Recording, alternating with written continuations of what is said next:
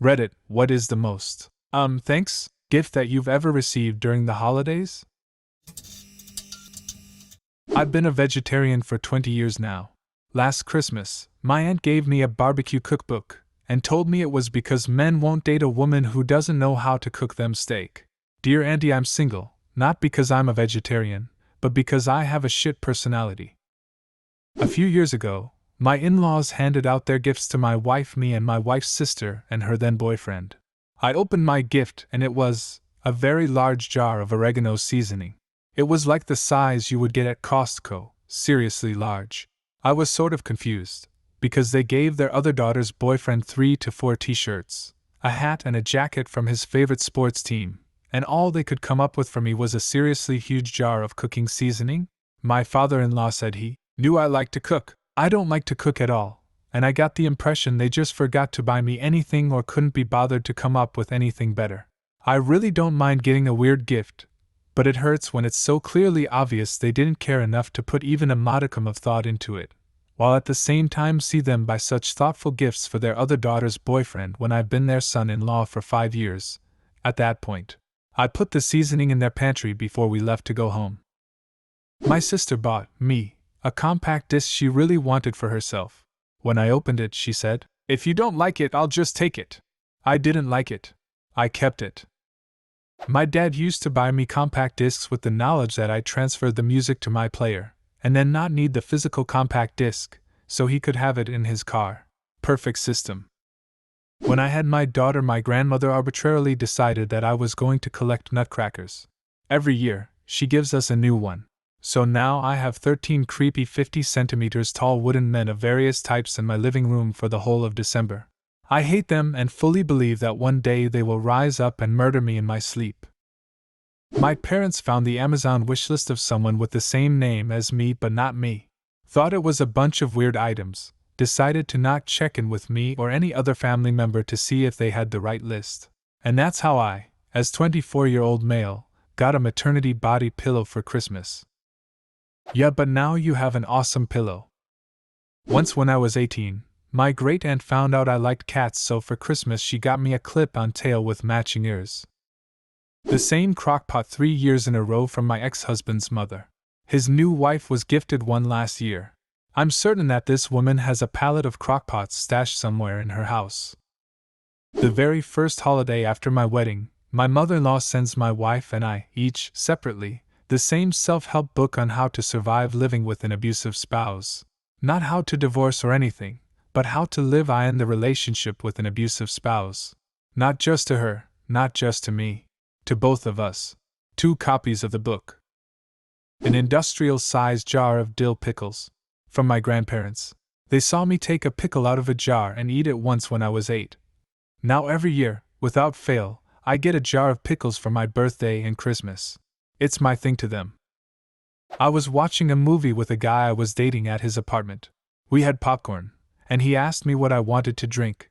I was in the mood for apple juice and asked if he had any. He said he did not, as he didn't like it.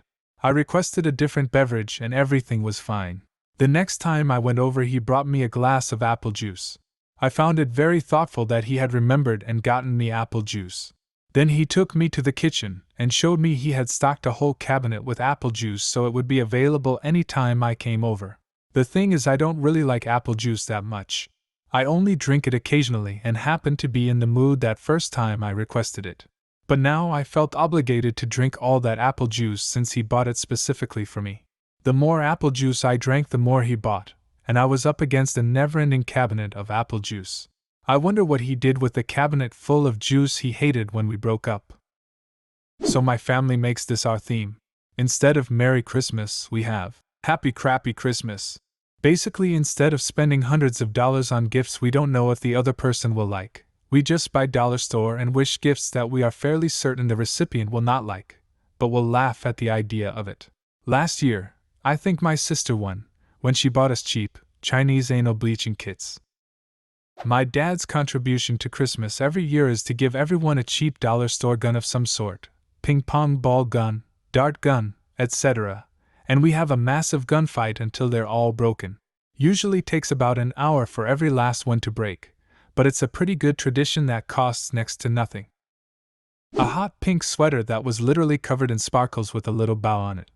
I was 17 and had to pretend to like it so I didn't hurt my aunt's feelings. When I was 12, I asked my mom for a pair of sneakers.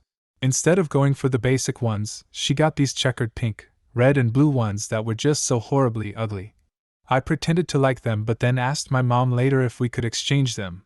We did, although I still feel kinda bad. My mom always gifted like that. She would almost get you the thing you asked for, but it was always wrong in a way. And then she would make a big deal if you didn't love it.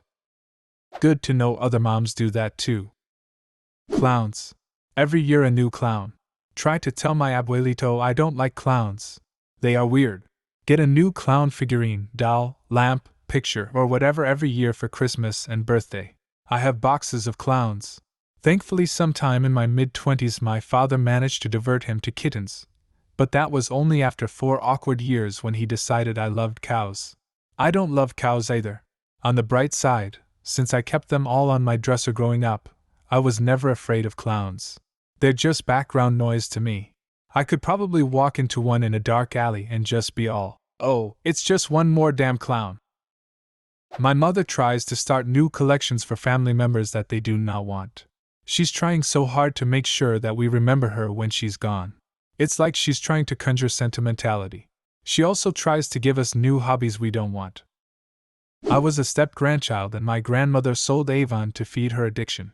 So while the other 6 grandchildren got real leather jackets, diamond jewelry, motocross lessons in 1 year, an actual motocross bike, I got plastic Avon jewelry.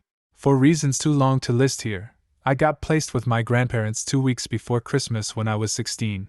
I watched everyone open up their gifts, and then one aunt gave me a Walmart bag with some socks in it. Another one told me I should be grateful that the family was taking me in instead of leaving me on the street, and that was my present. 7 aunts and uncles and their spouses, along with my grandparents, and that's how they treated me in a situation that was out of my control. Needless to say, I don't talk to my family anymore. My wife still receives a little kid's coloring book and crayons every year from her one grandpa and his wife for Christmas. She made the mistake of telling him that she liked to color when she was 8. When adult coloring books became a thing, I kind of got into it for stress relief. I made the mistake of telling people about it and ended up with like 6 coloring books one Christmas. The pages are so detailed, it takes at least an hour to do one. It may sound dumb, but I was so overwhelmed, I stopped coloring.